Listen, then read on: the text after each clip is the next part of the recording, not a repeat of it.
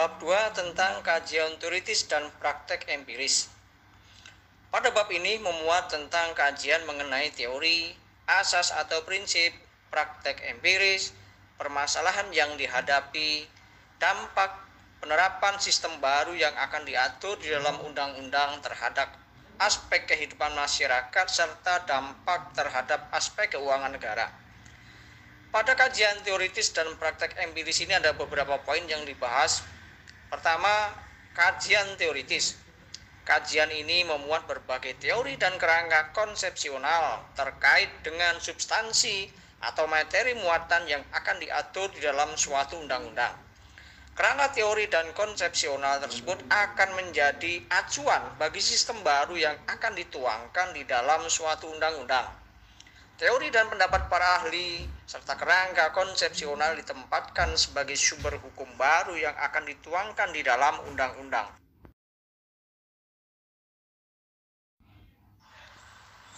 Contoh rancangan undang-undang tentang perubahan atas Undang-Undang Nomor 38 Tahun 2004 tentang jalan.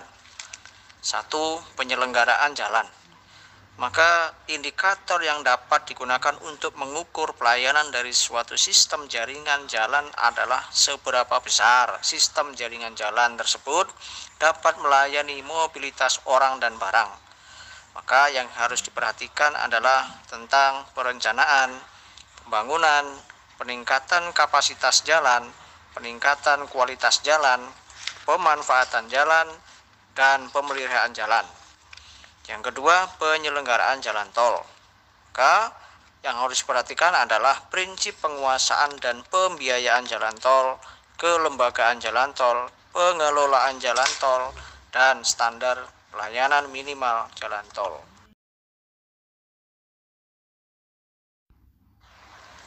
Kajian kedua adalah tentang prinsip yang berkaitan dengan penyusunan norma. Kajian ini menganalisis terhadap penentuan asas dengan memperhatikan berbagai aspek bidang kehidupan yang berkaitan dengan undang-undang yang akan dibentuk. Prinsip yang terkandung dan tertuang di dalam naskah akademik merupakan nilai dasar di dalam ruang lingkup pengaturan.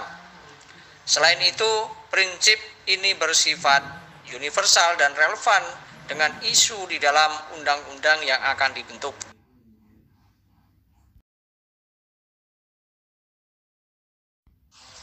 Contoh rancangan undang-undang tentang perikanan. Maka pada kajian ini tentang penyelenggaraan perikanan di Indonesia, terutama bagi semua warga masyarakat termasuk pemerintah yang menyelenggarakan perikanan, harus berlandaskan pada asas-asas sebagai berikut. 1. Asas manfaat.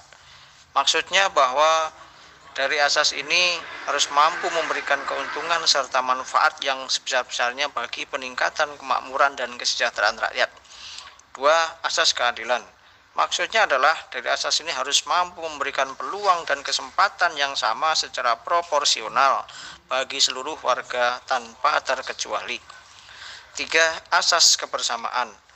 Maksudnya adalah dilakukan secara bersama-sama oleh pemerintah pusat, pemerintah daerah, nelayan kecil, pembudidaya ikan kecil, masyarakat, dan pihak lain yang terkait pengelolaan perikanan. 4. Asas pemerataan. Maksudnya adalah dilakukan secara seimbang dan merata dengan memperhatikan pelaku utama perikanan, yaitu nelayan kecil, pembudidaya ikan kecil, dan petambak garam. Yang kelima adalah asas kearifan lokal.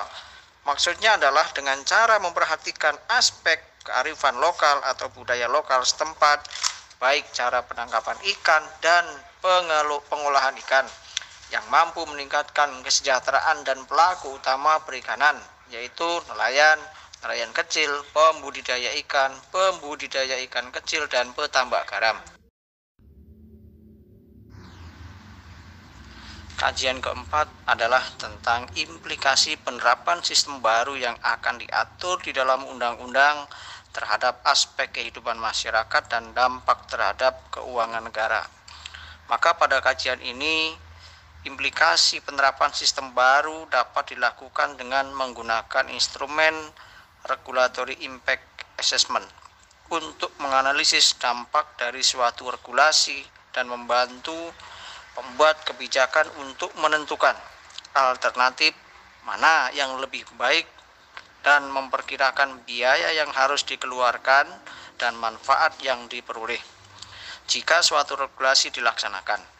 Maka pada bagian ini dipetakan aspek positif dan negatif yang akan terjadi. Pada kajian ini, pemetaan juga dapat dilakukan lebih jauh dan memperhitungkan aspek beban keuangan negara terkait dengan pengaturan yang akan dibuat di dalam undang-undang. Kajian ini dapat berupa simulasi dari aspek keuangan negara jika peraturan diimplementasikan. Sebagai contoh, jika suatu undang-undang mengamanatkan pembentukan suatu lembaga dan badan baru yang dibiayai oleh APBN atau APBD, maka kajian ini harus memaparkan berapa biaya yang harus dikeluarkan untuk membentuk lembaga tersebut agar lembaga tersebut bekerja dengan baik. Begitupun sebaliknya, kajian ini juga menggambarkan apa yang akan didapat oleh negara dengan biaya yang sudah dikeluarkan.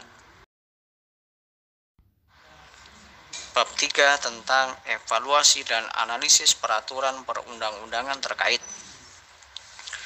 Pada bagian ini merupakan bagian yang akan menentukan argumentasi yuridis pembentukan dari suatu undang-undang. Evaluasi dan analisis peraturan perundang-undangan terkait memberikan kontribusi terhadap aspek pengharmonisasian, pemantapan dan pembulatan konsepsi undang-undang yang baru dengan Undang-Undang Dasar Negara Republik Indonesia tahun 1945 dan undang-undang lainnya. Evaluasi dan analisis bertujuan untuk mengetahui kondisi hukum atau peraturan perundang-undangan yang mengatur mengenai substansi dan materi yang akan diatur. Evaluasi dan analisis peraturan perundang-undangan terkait juga bertujuan untuk menghindari agar peraturan perundang-undangan tidak saling bertentangan dan tumpang tindih, sehingga peraturan perundang-undangan dapat memberikan kepastian hukum. Evaluasi dan analisis peraturan perundang-undangan dilakukan dengan menguraikan peraturan perundang-undangan yang ada saat ini terkait dengan substansi naskah akademik. Uraian dimulai dengan ketentuan di dalam batang tubuh Undang-Undang Dasar Negara Republik Indonesia tahun 1945 dan undang-undang lainnya yang diurutkan berdasarkan tahun pengundangan terbaru. Jika rancangan undang-undang tersebut merupakan undang-undang perubahan atau undang-undang penggantian, maka undang-undang yang diubah atau diganti tetap dievaluasi dan dianalisis karena undang-undang yang diubah tetap berlaku dan menjadi bagian dari peraturan perundang-undangan.